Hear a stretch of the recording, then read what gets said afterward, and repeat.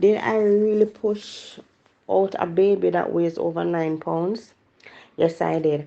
Hi, guys. Welcome to my channel. I hope everyone is blessed and doing well. Feel free to subscribe and share to a person you know is in need of a little encouragement. Maybe they are in a similar situation. Maybe you have a friend that is having a high risk pregnancy, like I had, or maybe it's just to empower someone, as we are in the business of empowerment, right? So let's get into it. So my pregnancy journey was a bit traumatic, like everything that first time moms are probably afraid of happened to me as a first time mom. So let's take a trip down memory lane. So I was admitted in the hospital at 7 months for gestational diabetes. I'll be doing in-depth videos about my journey, but for now I just wanted to share my experience and testimony. So this is just like a summary. I was admitted at 7 months for gestational diabetes, got discharged over a week and went back at 38 weeks. However, I did not give birth until around 39 weeks and a few days. So there I was in the hospital. I went in early because it was a planned induction and they already ruled out C-section, right? Because I was told that my body can do it. So I guess from their observation, I look like a strong black woman, so my body can do it. So I waited and got induced. Now listen, that induction pain is next level. I got induced twice. It was the insert, as my cervix wasn't open, so they had to ripen my cervix. So I got induced twice for 2 consecutive days, but it didn't get real until the second day. The pain was unbearable, indescribable, undeserving, like no one should have to experience pain like that.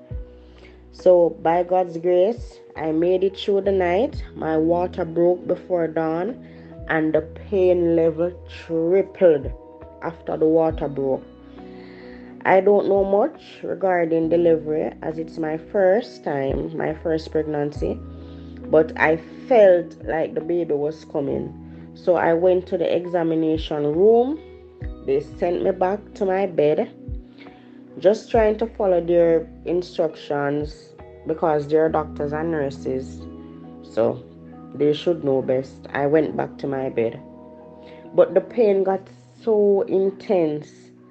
I had to go back to the examination room and climb on the bed and demand that they check me just to see how far along I was and if the baby was really coming. So the guy checked me and said I was 10 centimeters, so it's time.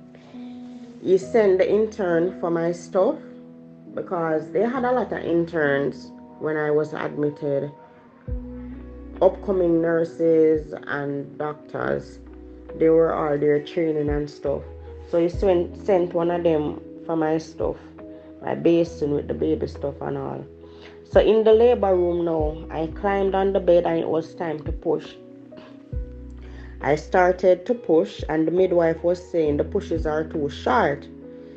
Listen, I'm tired, I'm hungry, no sleep or food the night before, just pain from the induction.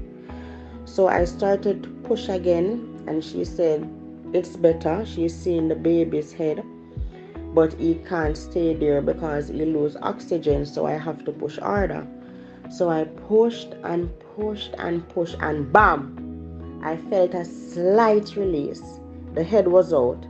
That's when I heard the midwife say, press the buzzer. It was a loud emergency buzzer, guys. Doctors came rushing in from all angles. Gynecologists, pediatricians. Next thing I know, my feet is behind my head. Doctors' elbows are in my tummy trying to force the baby out.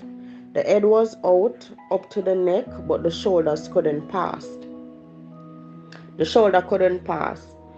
So they have a short time frame that they have to perform this procedure.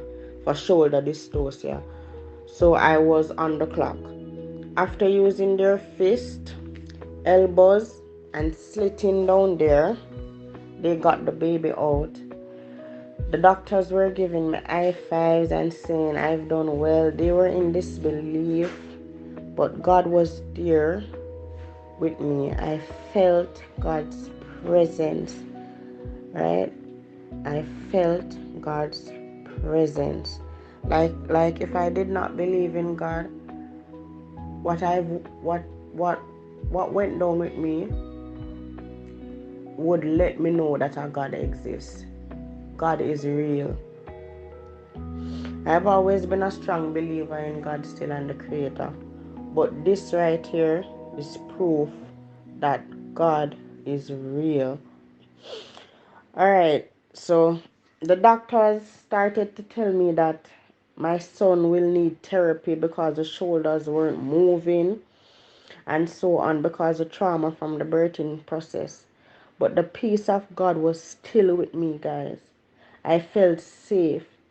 Then they moved me 2 beds away for stitching. They were still doing checks on my son. After getting my stitches, as they had to slip me all the way, I could feel myself getting worried now, getting anxious, just talking to God in my mind, talking to God back and forth, like, what, what, what, what is happening? What if he can't move his shoulders? What if his spine got damaged in the process? I was just there back and forth in my mind.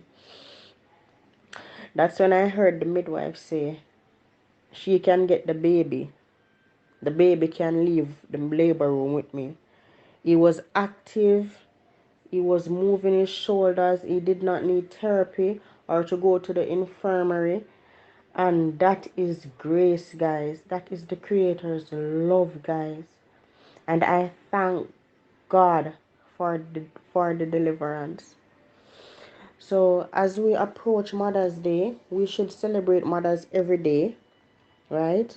But despite the relationship you and your mom may have, because I know some people have rocky relationships with their parents, but once they have shown remorse, the relationship is worth a shot. Once they have shown remorse, please forgive them, right? My mother and I have a great relationship, but I've grown to love and respect her more because of what I went through. Because it's not easy.